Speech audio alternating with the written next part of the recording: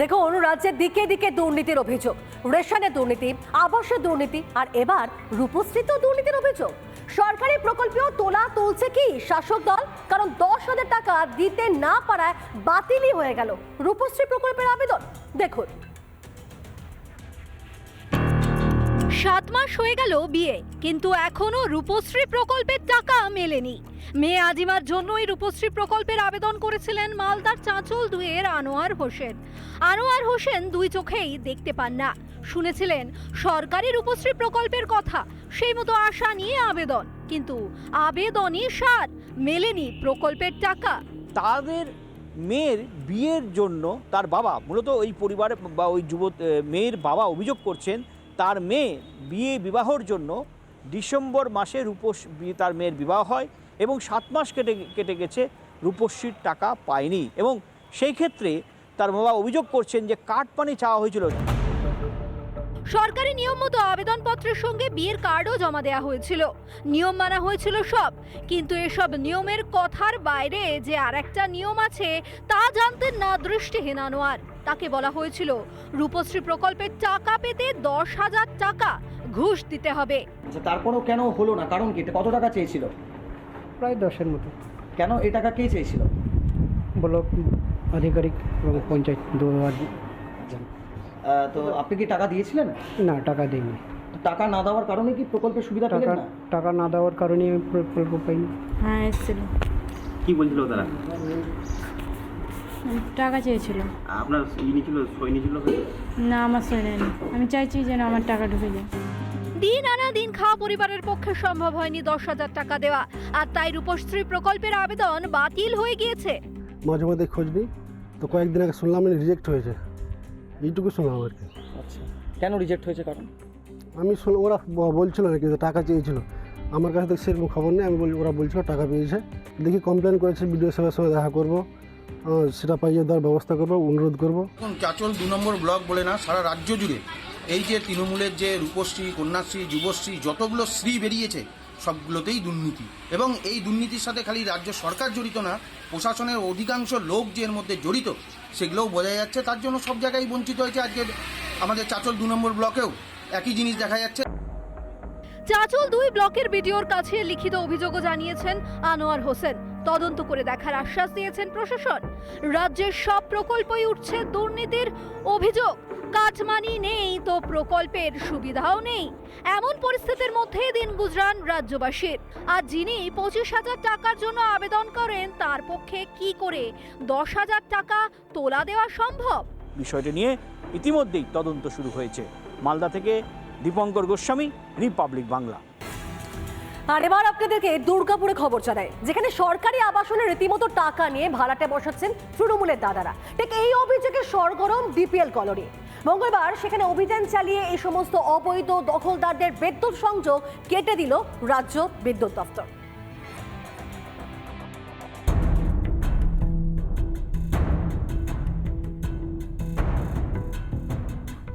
মুখ্যমন্ত্রীর ভৎসনার পরই যেন খুলে গেল প্যান্ডোরার বাক্স। জানা গেল সরকারি আবাসনের টাকা নিয়ে ভাড়াটে বসাচ্ছেন তৃণমূল নেতারা।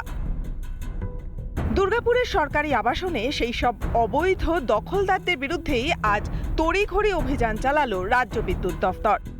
গতকাল নবান্ন সভাঘরে মুখ্যমন্ত্রী রাজ্যের বিদ্যুৎ মন্ত্রী অরূপ বিশ্বাসকে পাশে বসিয়ে বিদ্যুৎ দপ্তরের ভূমিকা নিয়ে ভর্ৎসনা করার পর এই অ্যাকশনে বিদ্যুৎ দপ্তর দুর্গাপুরের ডিপিএল কলোনির যে অবৈধ দখলদাররা, যে সরকারি আবাসন দখল করে যারা আছে, তাদের বিদ্যুৎ সংযোগ বিচ্ছিন্ন করতে সকাল থেকে তৎপর হয়েছে রাজ্যের বিদ্যুৎ দপ্তর। রাজ্য সরকারি সংস্থা দুর্গাপুর প্রজেক্ট লিমিটেডের সরকারি আবাসন। অভিযোগ, সেই ডিপিএল কলোনিতেই মোটা টাকা নিয়ে ভাড়া বসাচ্ছেন তৃণমূলের দাদারা। এখানে যারা আবাসিক, যারা ডিপিএল এর এই আবাসনে যারা থাকছেন, মানে যাদের দখল দেওয়া হয়েছে, কারো কাছে 20,000, কারো কাছে 25,000 টাকা নিয়েছেন স্থানীয় তৃণমূল নেতৃত্ব। আমি তৃণমূলে, ও বলছে আমি তৃণমূলে 10 জন। মানে 25,000 টাকা আপনি দিয়েছিলেন, টাকাটা তো জলে গেল। এবার কি করবেন? জলে গেল। কদিন ছিলেন? হয়ে গেল এখন 1 বছর প্রায়। আমাদের আস্থা দিয়েছিল যে এখানে থাকার কোনো অসুবিধা না, কারেন্ট জল ফ্রি, তারপরে আমাদের 4-5 বছর থাকতে পারবে। আর 25,000 করে আমাদের কাছে নিয়েছিল। কত টাকা দিয়েছিল? 4 জন ঢুকে দিলাম 1 লাখ টাকা। 1 লাখ টাকা ছিল টাকাটা? ওটা বিশু লক্ষণ। বিশুকে? বিশু তৃণমূলের নেতা। আর লক্ষণও তৃণমূলের। আজ হানা দিয়ে অবৈধ বাসিন্দাদের বিদ্যুতের লাইন কেটে দিল রাজ্য বিদ্যুৎ দফতর। ডিপিএল থেকে ডিএসপি থেকে শুরু করে আলো স্টিল কারখানা বিভিন্ন কোয়ার্টার দখল করে ব্যবসা করছে। গোটা দলটা চোরে পরিণত হয়েছে। ঠক বাসতে গা উজাড় হয়ে যাবে। সরকারি আবাসনে ভাড়া বসাচ্ছে তৃণমূল, অভিযোগ উঠতেই সাফাই স্থানীয় তৃণমূল নেতার। গত কয়েকদিন আগেও আমরা বলেছি যে ডিপিএল এর যে কোয়াটা তা হচ্ছে ডিপিএল এর কন্ট্রাকচুয়াল লেবারদের হাতে যেন দিয়ে দেওয়া হয়। এলাকাবাসী যাদের নাম বলছি, যাদের কাছে টাকা নিয়েছে, আমি তাদেরকে অনুরোধ করব জোর হাতে করে যে আপনারা গিয়ে পরে থানায় তাদের বিরুদ্ধে অভিযোগ করুন। মুখ্যমন্ত্রীর মন্তব্যের পরেই তৎপরতা রাজ্য বিদ্যুৎ দফতরের। মুখ্যমন্ত্রী না বললে কি নজরদারির কাজও চালাবে না প্রশাসন? ক্যামেরায় তাপসের সঙ্গে রমেন মজুমদারের রিপোর্ট, রিপাবলিক বাংলা, দুর্গাপুর। জানেন কি, ডাউন দুন এক্সপ্রেসে সেখানে দুষ্কৃতী তাণ্ডব। ট্রেন বিহারে ঢুকতে চলন্ত ট্রেনের সংরক্ষিত কামরায় সেখানকার যাত্রীদের ওপর চড়া হয় বেশ কিছু দুষ্কৃতী। লাঠি, হকি স্টিক, বেল্ট, রড দিয়ে রীতিমতো যাত্রীদেরকে বেধড়ক মারধর করে। তাতে মাথা ফাটলো বেশ কয়েকজন যাত্রী। আর এখানে প্রশ্ন উঠছে যে অতিরিক্ত টাকা দিয়েও কি সংরক্ষিত টিকিট কেটেও সুরক্ষিত নন যাত্রীরা?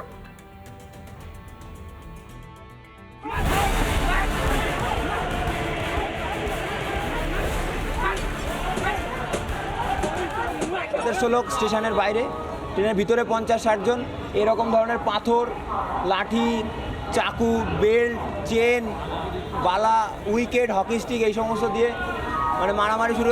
বাইরে 3-4 জন বন্দুক নিয়ে দাঁড়িয়ে ছিল। ট্রেনের রিজার্ভ করা সিটে সফর করবে অন্য যাত্রী, আসন ফাঁকা করতে গেলে জুটবে মার। বিহার, উত্তরপ্রদেশ সহ একাধিক এলাকায় আকছাড় ঘটছে এই ধরনের ঘটনা। তেমনই একটি ঘটনার সাক্ষী থাকলেন ডাউন দুন এক্সপ্রেসের যাত্রীরা। বিহারের ট্রেন ঢুকতেই যাত্রীদের উপর চড়াও শতাধিক। লাঠি, বেল্ট নিয়ে যাত্রীদের বেধড়ক মারধর, মাথা ফাটলো কয়েকজন যাত্রীর। আমরা টাকা দিয়ে রিজার্ভেশনের সিটের টিকিট কেটেছি। ট্রেন হচ্ছে ওদের সম্পত্তি, ওরা ট্রেনে উঠে যেখানে ইচ্ছে বসবে, ওদের বসতে দিতে হবে। আমরা বসতে দেইনি, সেই জন্য আমাদের মারধর করেছে। ট্রেনের সিট রিজার্ভ করতে লাগে অতিরিক্ত টাকা। অতিরিক্ত টাকা দিয়ে টিকিট কিনেও কেন হামলার শিকার হতে হচ্ছে যাত্রীদের? কেন যাত্রীদের সুরক্ষা দিতে পারছে না রেল? কোথায় রেলের নিরাপত্তা রক্ষীরা? কোয়ারিও করলাম রেলওয়েতে, আমরা রেল মদতে আমরা মানে কমপ্লেন রেজিস্টার করলাম আগের থেকেই। কমপ্লেন রেজিস্টার করলাম, কিন্তু সাথে সাথে ওরা কল করলো আর কমপ্লেন ডিসক্লোজ করে দিল, কিন্তু আমাদের কোনো হেল্প আসলো না। কখনো বালাসোর, কখনো শিলিগুড়ি, বারবার ট্রেন দুর্ঘটনায় প্রাণহানি হয়েছে যাত্রীদের। এবার চলন্ত ট্রেনে যাত্রীদের উপর তাণ্ডব। কেন যাত্রীদের নিরাপত্তায় নজর নেই রেলের? হাওড়া থেকে বিশ্বনাথ দাসের রিপোর্ট, রিপাবলিক বাংলা। আসা যাক পরে খবরের থেকে। জলপাইগুড়ি খবর জানাবো আপনাদেরকে, যেখানকার পুরসভা চেয়ারম্যানের অপসারণ চেয়ে রীতিমতো ধর্নায় বসলেন কংগ্রেস কাউন্সিলর। শহরের উন্নয়নে কোনো কাজই করছেন না পুরপ্রধান।